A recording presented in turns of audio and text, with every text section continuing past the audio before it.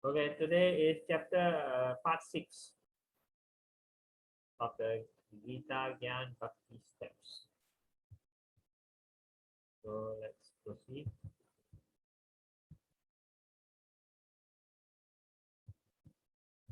So we take the blessings of Sri Sri Sri Jagannath Baladev Subhadra, the presiding deities of Jagannath Mandir. Okay, who would like to read this? I can go, Prabhu. Proceed. Om Trimandasya Gyana Jana Salakya Chaksur Unmilitam Yena Tasmi Sri Gurave Namaha Namo Om Vishnu Padaya Krishna Prachaya Bhutale Sri Makti Bhakti Vendata Swami Iti Namine Namaste Saraswati Deve Gauravani Pracharine Nirvashesha Sunyavadi Paschatya Desa Tarini Jai Sri Krishna Chaitanya Prabhu Nityananda Sri Advaita Gadadara Sivasadi Gaura Bhakta Vrinda Hare Krishna, Krishna Krishna, Hare Hare, Hare Rama, Rama Rama, Hare Hare. Thank you. So we also take the blessings of His Divine Grace, A.C. Bhakti Vedanta Swami Srila Prabhupada Ji.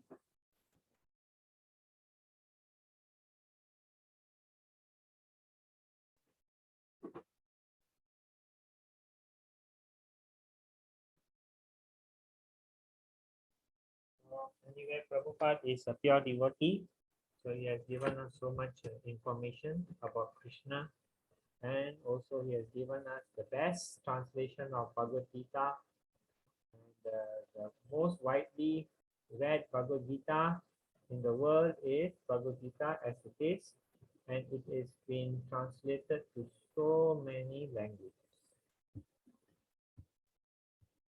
Okay, speak your mind.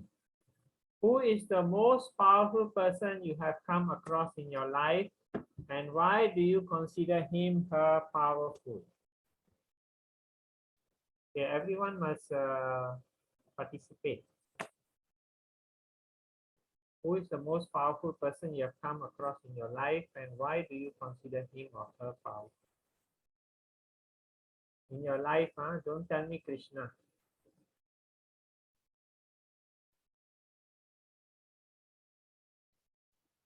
Can say yourself as a Yourself also cannot. You are supposed to come across in your life, not you yourself are the most powerful person. haven't come across. Prabhu, if you ask me, the politicians, la Prabhu, they have every powers they have.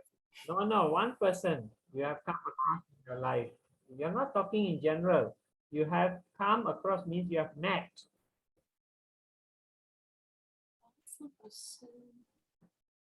For me, I'll go Mahathir, Prabhu.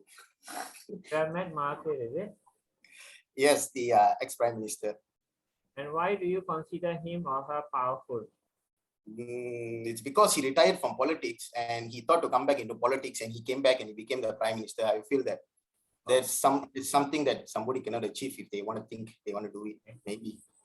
All right. Who else? Who's next? Not who else. Everyone must come.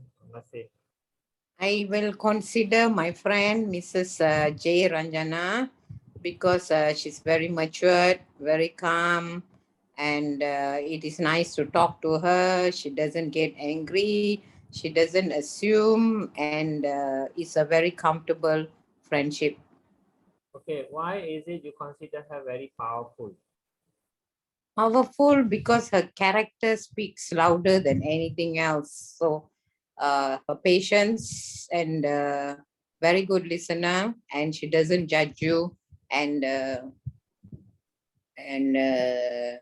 she gives you a lot of assurance when she speaks to you. Okay. Next. Ambika. Can't think of any. The most powerful person that you have come across in your life.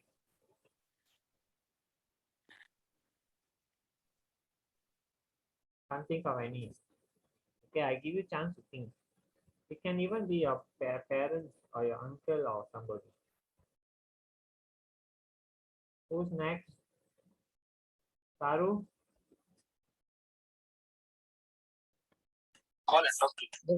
Hare Krishna Prabhu. Like this. I'm also thinking who is the most powerful person. Definitely it is the universe and the God. But as a person, I don't think I've ever run across lah. It's a relationship lah, powerful person you have met. Powerful, Prabhuji, powerful person in what sense? He's got lots of what you say. He can do a lot of things and get a lot of things done. Prabhuji, maybe my parents. No, father or mother. There's not no plural one person. Oh, one person. Yeah. Both are equally important. To choose one, I don't know. You flip a coin and choose it. Oh my, this is a very tough question. Don't worry, I won't talk to them and tell them that you chose who. I don't even know them. Okay. Okay, my mother. Okay. Why you consider her powerful? Lot of sacrifices. She was a working woman. She raised all of us. They gave us the best. She was a teacher. She, those days, Prabhuji, we didn't have maid and all these things. She came back. She feed us on time. Yeah. She cared for us. She allocated time between her work, housework, with our education. Okay, I understand. Yeah. Okay. Lot of sacrifices. Okay. Yeah. Okay, Ambika, your turn.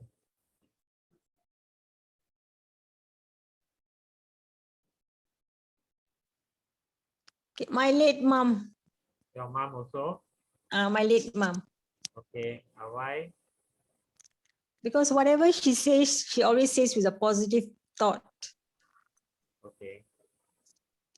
Kashmini. Prabhu, actually, I was telling Mohan that I'm gonna say my mom, and I think yes, my mom.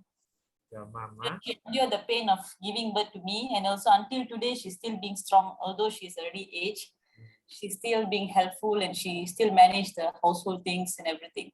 So I feel my mom. Okay. For me, my mom also, I feel actually both my father and mother are powerful, but I think my mom is more powerful. She could manage so many children, and she gave love to all of us. So it needs a lot of energy and power. I also agree with that. Okay, very nice to share all. Anyone I've missed? All are here, right? I didn't miss anyone. Today attendance is a bit lower. We have two new people, Mohan and Kashmini, husband and wife. So please welcome them. Hare Krishna, everyone. Hare Krishna. Okay, who is God? Now all of you must reply this. Also, who is God?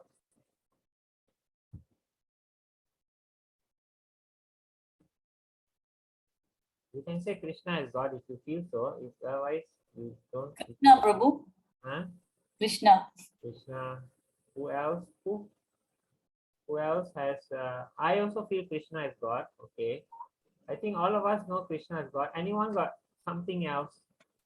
Paratma. Huh? Paratma, Prabhu.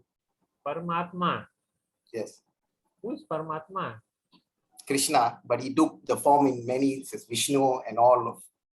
Okay, that means Krishna is God lah. Okay, let's carry on. Basically. So last week was happiness in the material world and happiness in the spiritual world. The spiritual world is 3/4 of the overall creation, and the source of all spiritual and material world are the Karanadashai Vishnu, Garbhodashai Vishnu, and Shirodashai Vishnu. How to be satisfied where we are, as we are, and water is the watering the root of the tree makes all the tree energized. So basically, the ABC of so serving Krishna makes the whole devas also energized. So attending how to become a devotee of Krishna, you have to attend programs regularly. You must read books regularly. You must chant regularly, and you must take devotee association and guidance regularly if you want to become a good devotee. That is the Prabhupada has given us this process. So he is Acharya, so we are following his process, and it really helps a lot. You progress a lot and you really become very fixed in Krishna conscious. So anyone wants to further their spiritual life and you need any guidance, please don't hesitate to call me or message me and tell me what you want and whether you want my guidance or not. I am always here as your servant. So devotee defines the Lord. A pure devotee can explain the Lord to you. There is this Parasara Muni. Have you heard of Parasara Muni? Anyone have heard of Parasara Muni?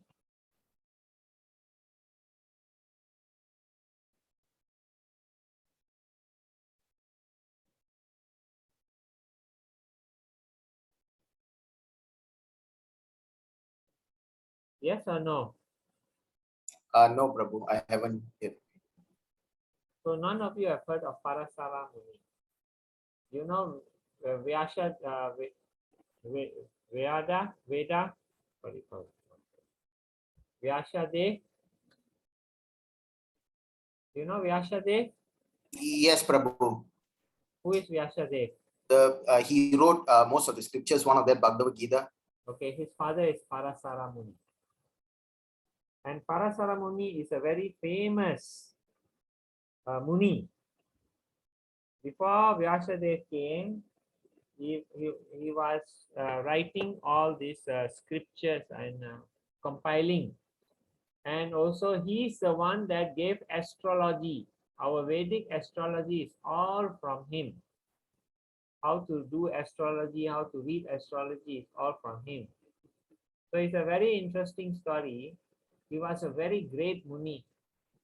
One day, he was on a boat with his girl, and the girl was the boat lady, and she was bringing him across the river, and he fell in love with her. And she has one thing, normally you have perfume on your body, right, to make you smell nice. How she smells is she smells like fish. She smells like fish. Instead of have a nice fragrance from her body, she has a fishy smell on her. But still, our Parasara Muni fell in love with her. Then he said, I am very excited with you. I want to have sex with you. Straight away he said like that. And then she said that you are a Brahmin and I am a Sudra.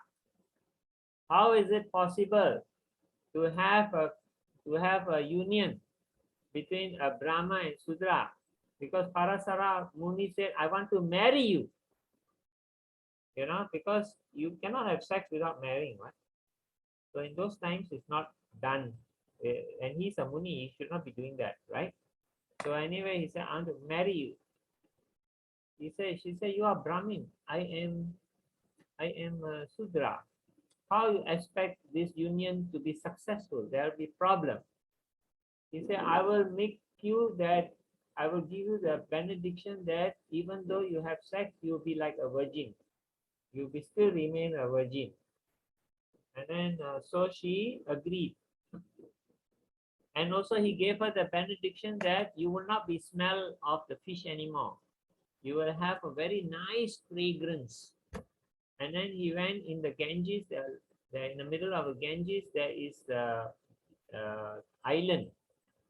So then he made his home there, and then he had union with her and married her and union with her, and he gave birth to a Vyasadev.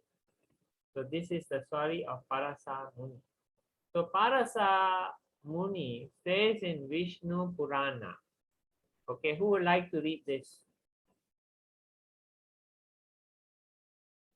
Hare Krishna Prabhu. Hare Krishna. As said by Prasara Muni, Vishnu Purana 615.47. Aisvaryasya samagrasya Viryasya yasasa sriya janana vairagyayos chaiva Sannambaga itingana. Aisvaryasa or opulence or wealth. No need Samagras. just the bottom. What, Prabhuji? No need the what power, just translation direct. Full wealth, strength, fame, beauty, knowledge, and renunciation. These are the 6 opulences of the Supreme Personality of Godhead. Hare Krishna. So he said that the Lord must have full wealth. He must have full strength, full fame, full beauty, full knowledge, and full renunciation. These are the 6 opulence of the Supreme Personality. If someone has these 6 qualities, he is the Supreme Lord. He is not having these 6 qualities, and he says that he is the Lord, he is called a Tipu Lord, not a real Lord, he is just a fake Lord. So Krishna is very beautiful. We haven't been able to see his beauty, we only can see his deity form, because we don't have divine eyes. When we have divine eyes, we see the beautiful Sham Sundar form of Krishna. You will have all your desires for material sense happiness disappear, and you will be only thinking how I can always be with Krishna. Okay, as also he said he has all strength. Just 2-3 days ago, Krishna lifted the Govardhan hill. So who can lift the Govardhan hill? Only God can. So who else lifted the Govardhan hill? I mean, not Govardhan, yeah. Who else lifted the Govardhan hill? Hanuman Prabhu. Hanuman, yes. So he did, but he did with the blessings of Lord Ram. Then only he could do, with the sanction. Otherwise he cannot. Okay, so anyway, Krishna lifted the Govardhan hill. He has full strength. He can kill all the demons. So many demons. Small little baby also he could kill all the demons. He could kill Chanuka and Mustika, the 2 wrestlers. So all this is what you say, all strength. And then he has all knowledge. He gave you the Bhagavad Gita. He gives all the scripture. He has all knowledge. And he is all fame. See, so many people know about Krishna. Previously, everyone knew about Krishna, but then after that, the Muslims came and the other people came, everyone forgot. And then by the mercy of Prabhupada, again, everyone knows about Krishna.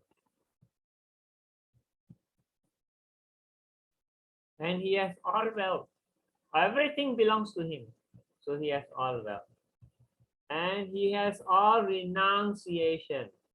He's got no ego about name and fame. He will be a charioteer. Which person will want to be a charioteer? Which king? He's considered like a king, want to be a charioteer. He said no problem. So he's renounced. He has no worry about what people say or think. He does what he wants to do. Renounce, he's renounced. So Bhagwan possesses all these 6 opulence in full. That's what Parasara Muni says. And that what he has said is actually the basis of the future of all the way to understand who God is and who God is not. Krishna defines himself also. Okay, who would like to read this?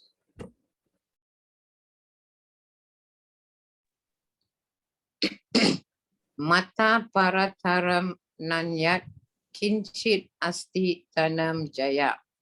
Mayi sarvam idam purtam sutre mane gana iva. O conqueror of wealth, there is no truth superior to me. Everything rests upon me as pearls are strung on a thread. So we have done this Bhagavad Gita, right? So everything is by the arrangement of Krishna. He is the one that makes everything go in the correct manner, and also everything is functioning because of him. There's nothing going wrong because of him. And then we have also in Bhagavad Gita 7.8 to 7.11, among water I am the taste, among sun and moon I am the light, among Vedic mantras I am Om, among ether I am sound, among man I am the ability. Among all the manner, human beings, animals, man has the ability. Among earth, I am the fragrance. The earth can give you very nice fragrance from the flowers. Among fire, I am the heat. All that lives, I am life. Everyone wants to live. Everyone wants to take care of their life. No one wants to die. Some people might want to commit suicide, that's another story. But normally, no one wants to die. Everyone wants to live long life. Among aesthetics, that means yogis who are doing austerity, I am penance. Among all existence, I am the original seed. Among the intelligent people, I am the intelligent, because the intelligent people, they value people who have intelligence. You see? Among powerful men, I am prowess. They want people, powerful men value the people who are very strong, prowess. Among the strong, I am the strength. Among sex life, that is which is not contrary to religious principles. That means sex life is also very something that moves you, but you should do it in the not contrary to religious principles. Okay. Okay, Kashmini, and to do this, Chatu Sloka Gita. Aham sarvasya prahabu mata sarvam pravartate iti matva bhajanti mam buddha bhava samanvitaha. I am the source of all spiritual and material worlds. Everything emanates from me. The wise who perfectly know this engage in my devotional service and worship me with all their hearts. So Krishna says, I am the source. Here he says, I am the pearl. I am the one that there is no truth beyond me. And he says, I am the source of all spiritual and material world. Everything emanates from me. Last week chapter was 3/4 is spiritual, 1/4 is material. So he says, I am the source. Okay? Hello.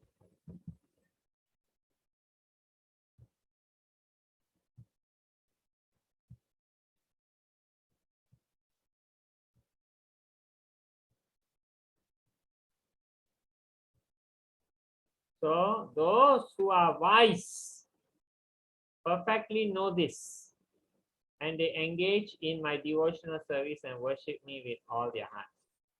Why we should worship Krishna with all our hearts if we know this? We'll come to that. Okay. Who hasn't read yet? Hare Krishna. Hare Krishna. Name vido sura gana prabhavam na maharsaya aham adirhi devanam maharsinam ka sarvasa. Neither the host of demigods nor the great sages know my origin or opulences.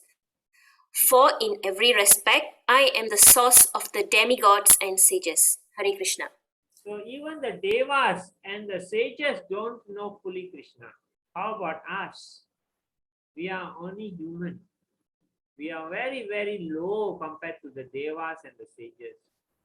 So understand, so we look towards the devas and we look towards the sages more for direction of of Krishna. At least they have a little higher, much higher level than us. Although they themselves also cannot give you full explanation of Krishna. That difficult it is to understand Krishna. But it is that easy to love Krishna because he is also very interesting. Okay. Okay. Who has not read? Everyone read?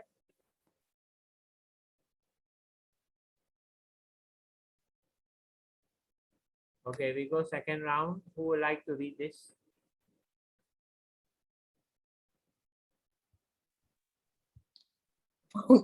Fountainhead of every incarnations, ite chamsa kala pumsa, Krishna to Bhagavan's Not Krishna.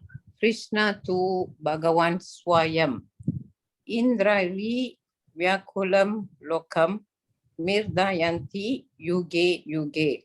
All of the above mentioned incarnations are either planetary portions or portions of the planetary portions of the Lord. But Lord Sri Krishna is the original personality of Godhead. All of them appear on planets whenever there is disturbance created by the atheists. The Lord incarnates to protect the theists. Yes. That is. Okay, so basically, Krishna is the origin, and the Das Avatar is all coming from him, but he is the origin. In the Srimad Bhagavatam, it is very clearly stated. So this is, you know, the 10 incarnations, I hope. If you don't know, you can Google. Okay, second round. Who would like to read? Second round. Mohan? Hare, Okay, Prema, you do. Hare Krishna. Okay. Brahmano hi He, paristitaham. not high. Brahmano hi paristitaham Pratistatam. pratishtatam Paham, sorry. pratistaham amtrastyayasya ka Cha, sasvat not ka. Cha. cha Yeah. sasvatasya cha dharmasya sukhashaikantikasya cha. And I am the basis of the impersonal Brahman, which is immortal, imperishable, and eternal, and is the constitutional position of ultimate happiness. Hare Krishna. Hare Krishna. Impersonal Brahman goes towards, this is the impersonal Brahman, sunshine, goes towards Krishna. Because of the impersonal Brahman, also which is immortal, the sunshine is the one that reaches us, that makes us see things and makes us get the warmth and the nourishment. It comes from the sun. So same way, from Krishna, the impersonal Brahman also gives us the energy, and it is imperishable, it eternally, and it will give us also happiness. It will nourish us. But we should not think that the Brahman, impersonal Brahman, is Krishna. We should understand that the impersonal Brahman is coming from Krishna. And our service is to Krishna, not to the impersonal Brahman. Don't think God has no form. It's just like saying, I feel the sun. The sun has no, the sunshine must be the sun. It has no form. No, you know it's not true. The sun has a form, and the sunshine is coming from the sun. Now, have you ever wondered why the sun is burning continuously and never finish? Amazing, isn't it? Normally, when something burns, everything will just become ashes. how is it that the sun is burning and there is keeps on burning for so many thousands of years and is still there? Anyone got any answer? It's actually not really a spiritual, because it's written in the sciences. There is a theory about why the sun is burning all the while. Anyone knows about it? You see, there is what we call nuclear fission and nuclear fusion. Right now, our nuclear enemy is coming from fission. They split the atom and give the energy. So that is why you have waste product, and in the end, you need to keep on putting in the uranium. But nuclear fusion is the atoms get merged and the energy is given out. That one can go on forever. They are trying to find the way to do it in the material world, but so far they have not. Okay, anyway, that's life.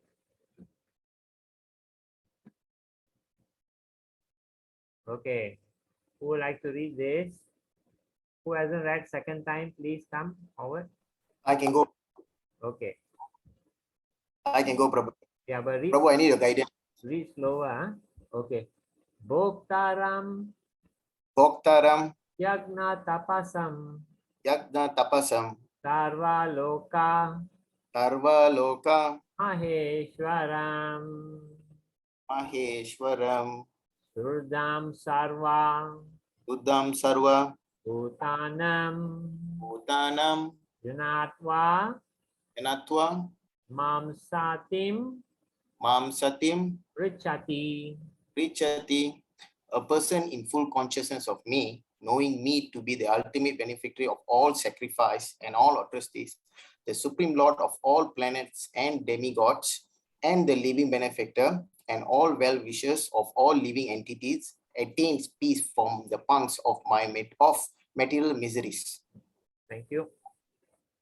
So a person in full consciousness of me, knowing me to be the ultimate beneficiary of all sacrifice and austerities. Because why? Krishna is the one that is giving out and controlling and making the world move. Both the spiritual and the material world function.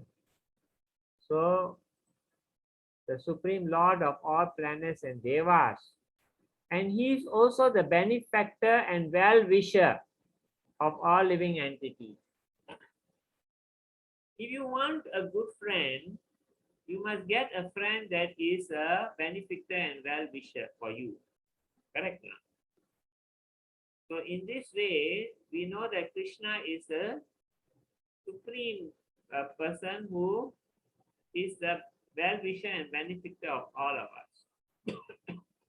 So we know that if we take the shelter of Krishna, we will become very comfortable. Example, when we were babies or children, we take the shelter of our parents.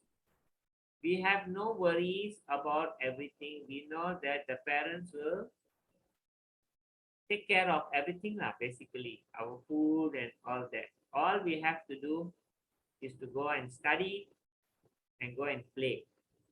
That is all we have to do. So sometimes when parents are poor, they give us little also, still the children not complain. When the parents are rich, they give a lot. Then the children may actually, sometimes it's funny, but the children may ever think, I want more, I want more. They keep on disturbing their parents. But when the children know the parents are poor, they make do with whatever they have. It's a very strange thing, but that is a reality in life.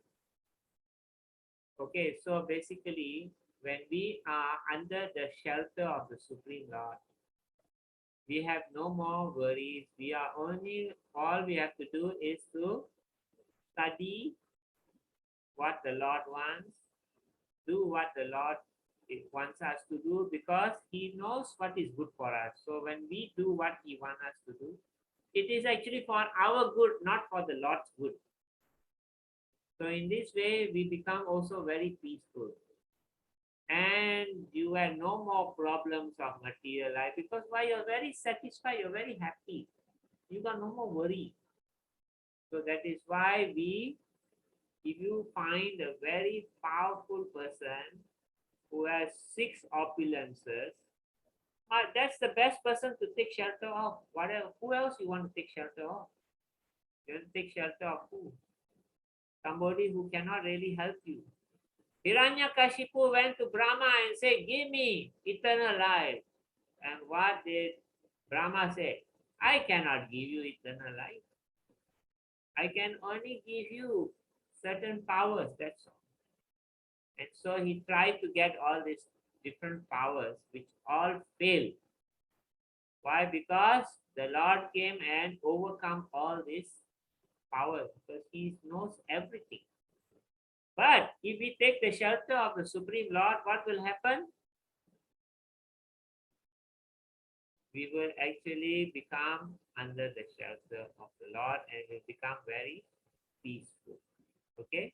So that is the difference. Once we know of his opulence, what shall we do?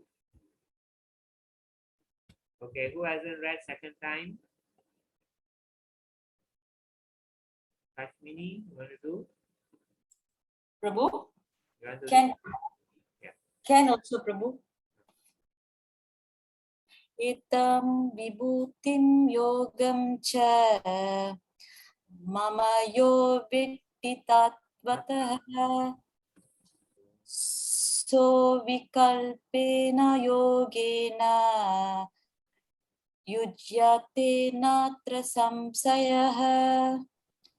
One who is factually convinced of this opulence and mystic power of mind engages in unalloyed devotional service. Of this, there is no doubt. Thank you. Once you are under the shelter of the Lord and you know that the Lord is the most powerful and the most kind and everything, surely you will go to the Lord and take shelter and be a very satisfied person. You got no more worries. Idea is you got no more worries about everything. Your only worry is how I can serve Krishna more. That's your only worry. I want to serve Krishna more, because the more I serve, the more happy I become. That is the situation. Okay, this is the story of Lord Krishna visiting Srutadeva and Bahulaswa. You know, Krishna told Arjuna, Arjuna, you like Subhadra? Arjuna said, yes, I like Subhadra very much. You know who Subhadra, right? Krishna and Balaram's sister Subhadra. You know Jagannath, Baladev, Subhadra? Subhadra. So then he said, yeah, I like very much. Krishna said, she also likes you very much. Of course, Krishna is the brother, he knows. Then Arjuna said, that's good. I'm very happy. Can we have a marriage? Krishna said, there's one problem. Arjuna said, what is the problem? My elder brother, Balaram, wants Subhadra to marry to his friend. And his friend is, if I'm not wrong, who is the person he wanted to marry? Duryodhana. Anyway, one of the demons. So then what happened is Krishna told Arjuna, I want you to go and kidnap her. So Arjuna went and he kidnapped Subhadra. And then Balaram came to know, what is this? Who kidnapped my sister Subhadra? Bring my horses. Bring my soldiers. Come, let's go. And Krishna asks him, where are you going? He said, to rescue Subhadra. Someone has kidnapped her. I don't like this. I am the brother. I must rescue her. She is in trouble. And then Krishna said, can you not see who is holding the horses' reins? Then Balaram looked. It is Subhadra who is holding the horses' reins. And Arjuna is shooting the arrows to all the people who are trying to stop him. He said, Subhadra is actually very happy that she is kidnapped by Arjuna. That's why she's helping him now. So don't you go anywhere, you sit down here and keep quiet. So Balaram went down and sit down. He did not go and stop the kidnapping of Subhadra. Because he realized that Subhadra actually is the one who is also quite happy. Like Rukmani was very happy. Krishna wanted Krishna to kidnap her. So basically same also. Subhadra was very happy. So in this way, after that, Krishna wanted to go and see his two devotees. There were two devotees in one Mithila. Mithila is a town. And then there were two devotees. One is Sruta Deva and the other is Bahula Swa. Sruta Deva is actually, Lord Krishna accompanied by the great sages Narada, Vyasadev. Who is Vyasadev? Remember the father? Anyone can tell me who's the father of Vyasadev? Parasara Muni. Okay, good. Parasurama, Asita, Sukadev, Barhashpati, all the great people, etc., visited both the Brahmana Sukadeva and King Bahulaswa in Mithila, as they were pure devotees of the Lord. Krishna says, let's, Krishna was leaving, going someplace. He said, let's, on the way, visit my pure devotee. So then he went there. This Brahmana, he did not do too much work. He do enough work to sustain his body and soul, enough for his family. That's all. He don't want to work more because the rest of the time he want to be in worshipping Krishna, remembering Krishna, reading about Krishna. He was a Krishna fanatic. And then the king also was also a very nice king. He was very kind to everyone, but he was a strong king and he protected everyone nicely, make sure that no enemies come into the state. But he was very devoted to Krishna also. So when Krishna came, both of them wanted Krishna to come to his house. So Krishna split himself into two. And then the sages and the people, some went this side, some went that side. Because Krishna can split himself into two. But Narada Muni cannot split. Parasurama cannot split. There's Parasurama cannot split. Barashpati all cannot split. That is why they are not the Lord. If they can split, there's another problem already. That means there's more than one Lord. So only Krishna can split. So he accepted the invitation of the king and he accepted the invitation of the Brahmana, the devotee, Sudra devotee. Actually, he was a Sudra, not Brahmana. So then he went and both of them, one gave very luxury treatment, luxury food, but with devotion. The other one gave rice and dal because he is not rich, also with devotion. So whoever went to this house, Sudra's house, who was a devotee, and whoever went to the king's house, also a devotee. Both of them, the people who went to the Sudra's house also, the devotee's house also was very satisfied with the rice and dal. It was very tasty because it was given with love and devotion. So basically, both of them very happy, and Krishna very happy. Whoever followed Krishna to Bau's last house and to the Sutra Deva's house, both were very happy.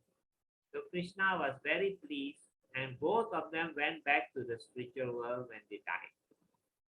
And Krishna also says that in nowadays, nobody is a Brahmana, nobody is a Vaishya, nobody is a Kshatriya, all are Sudras.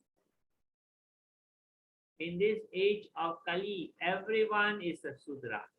Because even the Brahmanas never follow properly. You know, Brahmanas not supposed to go and work, but sometimes they go to work. What? They like to earn money. So that is also not, the Kshatriyas are also not following the Vedic principles. Also Sudra. Once you're not following, you become Sudra class. And the Vaishyas also not following, also Sudra. The Sudras also never follow in the first place, they are Sudras. But then Krishna says one thing.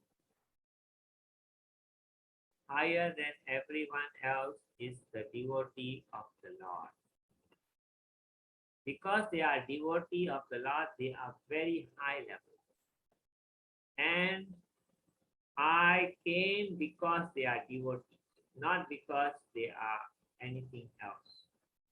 You know, because I am surrendered to my devotees.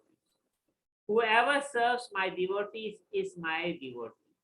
Whoever serves me directly is not my devotee. I get more pleasure when devotees serve the devotees than when they try to serve me and neglect the devotees. That is why you should always try and serve the devotee. So this is a very nice story, you know. So just remember this. Krishna established that higher than the Brahmanas, Kshatriyas, Vaishyas are devotees. There is no more. Everyone is Sudra. Don't ever think that you are a great devotee. I mean, a great caste. You are born in this caste, all this. You know, one Prabhu was telling me, the Sri Sampradayas, they have, when they go to the temple, the Brahmanas sit in one place, the other people sit in one place, third people sit in one place in India anyway.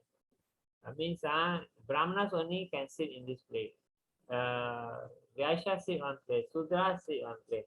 They have the place to sit also. And they never mix with each other also. So this is actually very strange. And then he also says that when you go to the temples, if you are married, you wear dhoti style, you know, the style where devotees do. But if you not married, you wear the South Indian style of dhoti. So at least they know you are not married, maybe someone interested in giving the daughter to you. So this is another interesting thing that he was telling me. You know, because I was telling that Prabhu, why don't you find, if you cannot find a devotee on Hare Krishna, maybe you can find a devotee in the Sri Vaishnava. He said that one another story. They also like to have marriages within their community. They don't like to put outside of their community. So anyway, you know, all this is nonsense. And we don't say nonsense, but this is not actually Krishna saying that everyone to me, whoever is a devotee, I am surrendered unto him. It doesn't matter whether he's born Brahmin, Kshatriya, all this. All are under Sudra class. So the ABCD of Krishna consciousness is attending program, reading book, chanting Hare Krishna, and devotee association and guidance. And the nectar of the holy name. Who hasn't read would like to read this? Second time, who hasn't read? Hare Krishna, Prabhu. Hare Krishna, please read. The Krishna consciousness movement is killing the demoniac mentality of the people by the chanting of the holy name. Whenever God incarnates, he has two missions as stated in Bhagavad Gita. There Krishna says, whenever I appear, my mission is to deliver the pious devotees and to annihilate demons. Annihilate the demons. When Krishna appeared, he had to kill many demons. If we see a picture of Vishnu, we will notice that he has conch shell, lotus flower, club, and disc. These last two items are meant for killing demons. In this age, Chaitanya Mahaprabhu's mission is also like that, to deliver the devotees and to annihilate the non-devotees, the demons. But in this age, he has a different weapon. That weapon is not a club or disc or lethal weapon. His weapon is the Sankirtana movement. He killed the demonic mentality of the people by introducing the Sankirtana movement. That is the specific significance of Lord Chaitanya. In this age, people are already killing themselves. They have discovered atomic weapons with which to kill themselves. So there is no need for God to kill them. But he appeared to kill their demonic mentality. This is possible by the Krishna consciousness movement. Hare Krishna Prabhu. This is in the Science of Self-Realization, chapter 5. There's a book. So Prabhupada is saying, very funny, isn't it? In this age, people are killing themselves. They have discovered atomic weapons with which to kill themselves, so no need for God to kill them. It's a bit funny, I find. But he appeared to kill their demonic mentality. Everyone has demonic mentality in them. It's not Satan. It's the mentality, demonic mentality. Don't blame Satan. There is no Satan. Satan is only a make-up story by the Abrahamic religions. There is no Satan. There is only the demonic mentality. Your mind can be your best friend or your worst enemy. It depends on you. Don't blame other people. Accept that you are the maker of your own destiny. You can either go back to the spiritual world or you can come back to this material world. Don't blame Satan for your weakness. This is all foolishness. We are under the three modes of material nature: goodness, passion, ignorance. Depending on the type of people, you become that people. That's all. What is so difficult to understand? Why you must have this Satan running around? The Satan got no other thing to do. He has to run around and looking for people to make them fall down. This is all nonsense.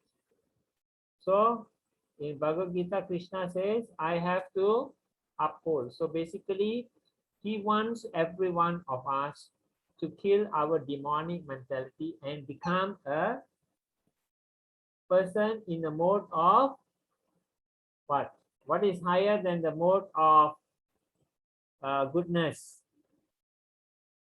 What is higher than the mode of goodness? Bhakti mode. We are devotee of the Lord. That's higher than the mode of goodness. Devotional service to the Lord. So he wants you to kill the demonic mentality and become a devotee and go back to the spiritual world. That is possible by Krishna consciousness. Preaching is the essence. You want to be kind to people? Get them to learn Bhagavad Gita. Get them to buy Bhagavad Gita. Get them to read Bhagavad Gita. You are already getting the taste of it. You already can see the beauty about the Bhagavad Gita. So please help others also. This is the best thing you can do for anyone.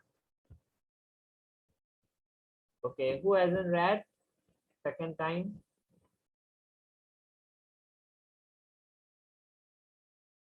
Everyone read that? Hare Krishna Prabhu. Okay, sorry, I just joined in. Yes, Okay. Reader of Krishna literature can Sound a bit, attain the ultimate. Okay, sorry. Reader of Krishna literature can attain the ultimate goal of human life. The Supreme Personality of Godhead, Krishna, is always full of six opulence, louder, namely, louder. namely, complete wealth. Sorry. Complete strength, complete fame, complete knowledge, complete beauty, and complete renunciation. The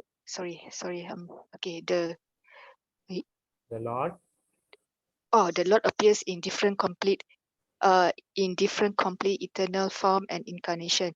The conditioned soul has immense opportunity to hear about the transcendental activities of the Lord in these different incarnation. In the Bhagavad Gita, it is said, Janma Karma Chami Divyam. The pastime and activities of the Lord are not material. They are beyond the material conception, but the conditioned soul can benefit by hearing such uncommon activities. Hearing is an opportunity to associate with the Lord. To hear his activities is to evolve to the transcendental nature. Simply by hearing, the conditioned soul has a natural aptitude to hear something about other conditioned souls in the form of fiction, drama, and novel. That inclination to hear something about others may be utilized in hearing the pastime of the Lord. Then one can immediately evolve to his transcendental nature. Krishna's pastime are not only beautiful; they are also very pleasing to the mind. Maharaja Pariksit recommended from practice experienced that everyone try to hear about the transcendental pastime of the Lord. This Krishna treatise is meant for the purpose, and the reader may take advantage in order to attain the ultimate goal of human life. Hare Krishna. Hare Krishna. So it's a very powerful statement. This Krishna is on six opulence, and you have an immense opportunity. There are so many scriptures for you to read. Prabhupada has given so many translation in English of the important scriptures. So please read. And in Krishna Bhagavad Gita, Krishna says, Janma Karma Cha Me Divyam. Anyone knows which chapter and which verse? This one? It's a very famous verse. Chapter Janma Karma Cha Me Divyam. There are three very important verses, 1865, 1866, and this one verse. These three verses is all the same, bringing you back to the spiritual world, the mind, how your mind. This is 4.9, chapter 4, verse number 9. Okay, so the activities and pastimes of Krishna are not material. So when you hear these things, you also go into the spiritual platform. You will never get conditioned. You will always get liberated. The more you hear, the more you understand, the more happy you become, the more you become peace, the more your faith improves, the more you will want to associate with devotees, the more you want to go back to the spiritual world. So this Krishna treatise is meant for that purpose. Treatise means subjects. And the reader may take advantage to attain the ultimate goal of human life, which is go back to the spiritual world. So Shravanam just now was preaching, and then hearing. This is Shravanam, hearing. Okay, so let's watch a video.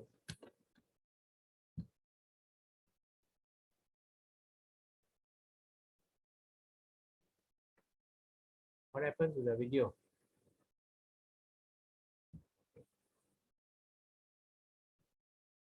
I want to make a confession right now. I was almost bankrupt in 2008 because of a business failure. It was one of the darkest times of my life. There's more to the world than meets the eye. I'd like you to meet my friend here, Leanne. He's sort of exploring my arm right now. So imagine what it sees and imagine what it thinks. For it, my arm is some soft platform on which barren trees grow. It thinks there's nothing here. And when it returns home, it tells the family and associates, well, there's no sign of life there. This is called conditioning. Conditioning is the inherent limitation upon our consciousness and perception that's determined both by our environment and also by our own nature. Ant has ant consciousness and only perceives according to its ant nature. It doesn't have the ability to take me in as a whole, to take me in as a human being, and to fully assess to whom that thing I call an arm belongs to. In short, its conditioning limits what it knows it means. Similarly, we humans, as a species, are limited by our nature and our environment. And we perceive only what we end up seeing, hearing, touching, and so on. Is there more? If you ask the ant, they'll say no. But that's foolish. We know there's more. Why? Because we're not so conditioned as the ant. Our consciousness is more developed. And yet we also think that the world that we see, the reality we perceive with our senses or instruments, is all there is. Ladies and gentlemen, let's be honest and consider that, like the ants, we may only be getting part of the picture, that there may be more to reality than meets the eye. We only see a part of the world. Furthermore, we don't see who's behind the world. We don't see its creator. Why? Because we don't believe what we don't see. That's pretty foolish philosophy. It is the philosophy of the ant. And if we're going to be like ants, the result will be that we have a limited perception of reality. So don't just believe the reports of other ants. By that I mean, don't blindly follow scientists like astronomers, microbiologists, physicists, and so on. When they tell you that they know or will know the secrets of creation and reality, they're also ants. And they can only describe the ant world. They can't describe the real world in full. And if we want to know more, then we have to free ourselves from our conditions. We have to change our consciousness. If you do, you will really see that there's more to reality than meets the eye.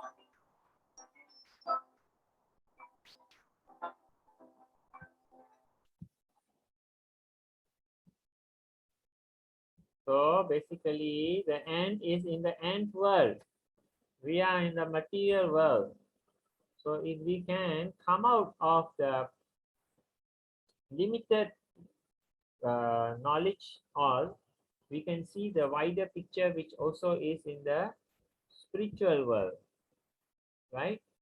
So basically, we can understand what exactly we can see higher, and we can reach for the spiritual world. We can understand what this world is. It is not exactly real, but it's not false also. It is a reflection of the spiritual world. Remember previous last week we did that. So basically it is a reflection of the spiritual world. So now I need to get back.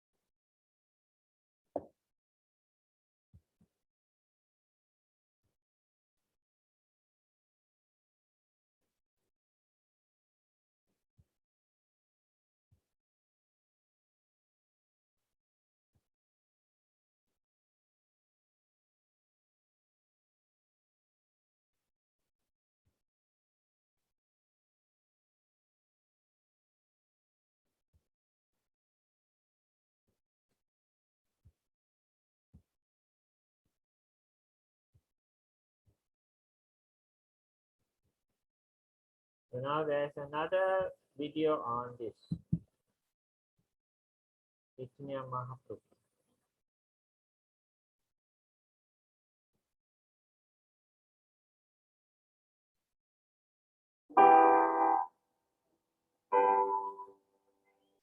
Daun Jejang Budak.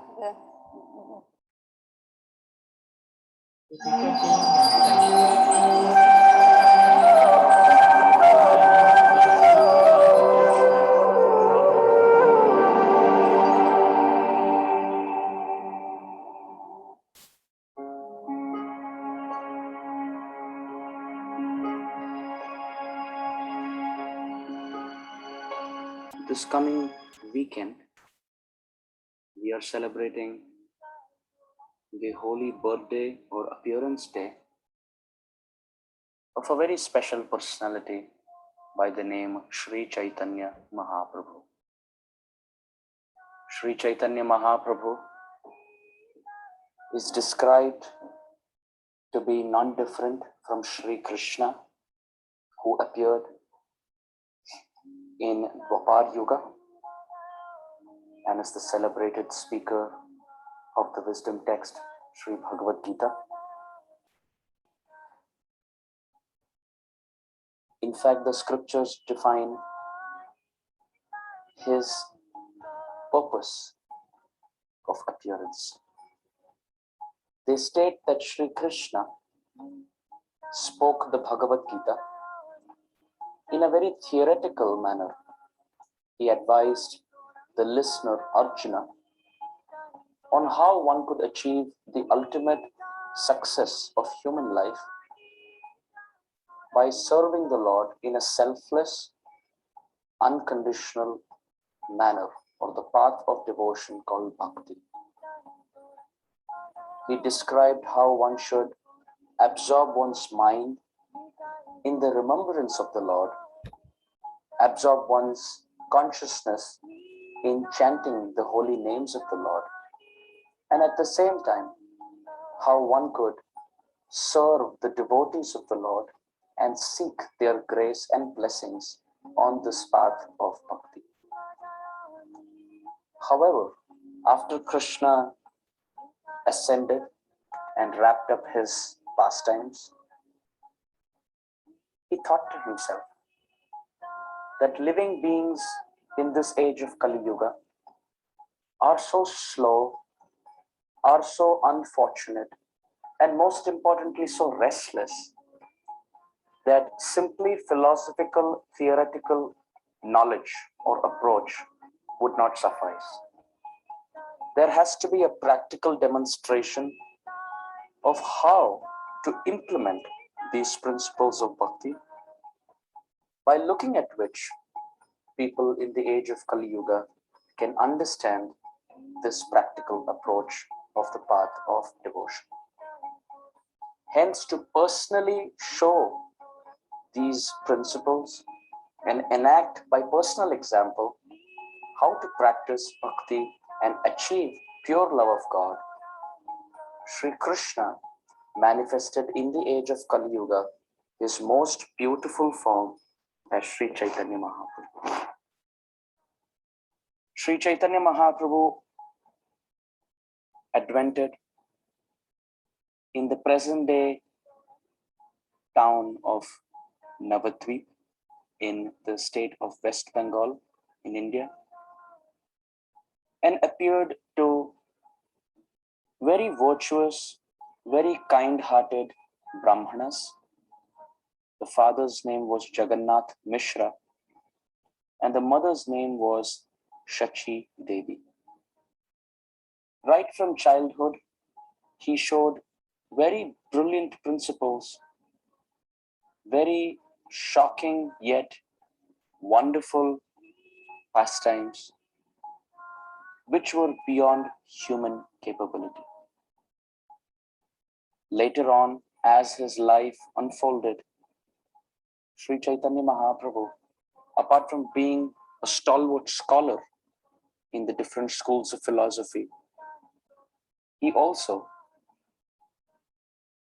happened to be the father of the modern day Harinam Sankirtan movement.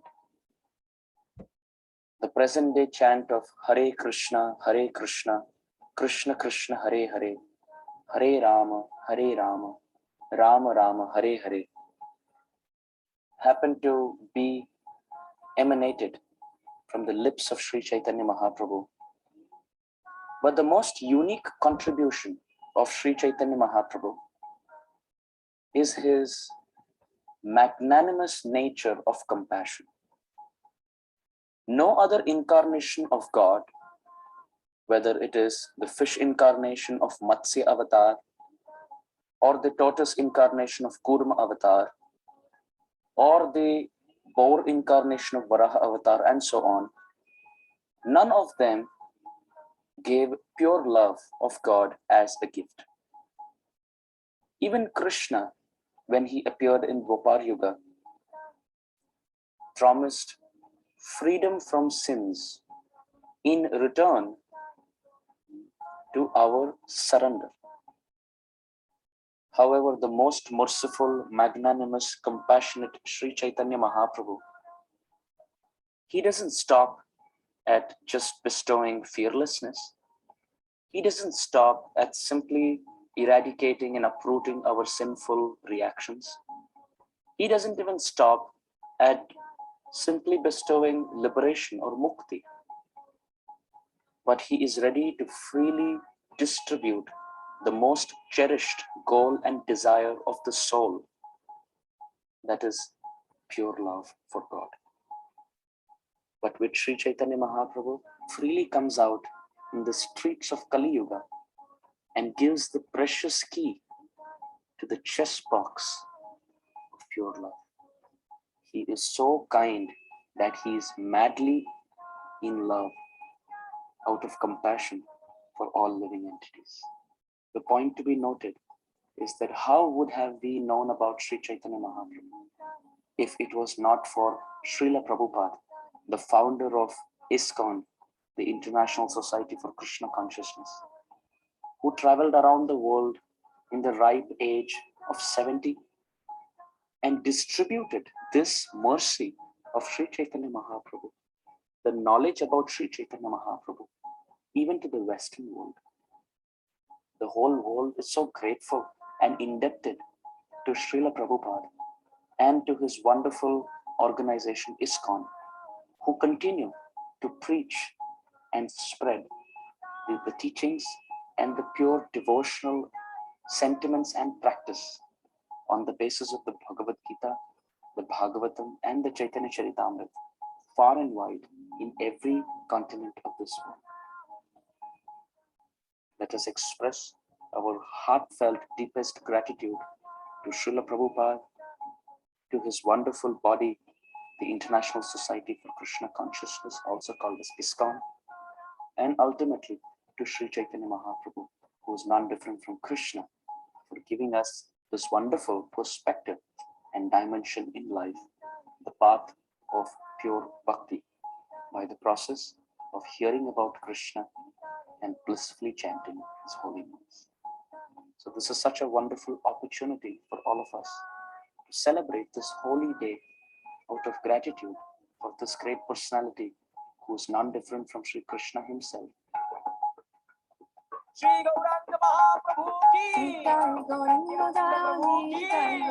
Srila Prabhupada ki, Gaur Premanande.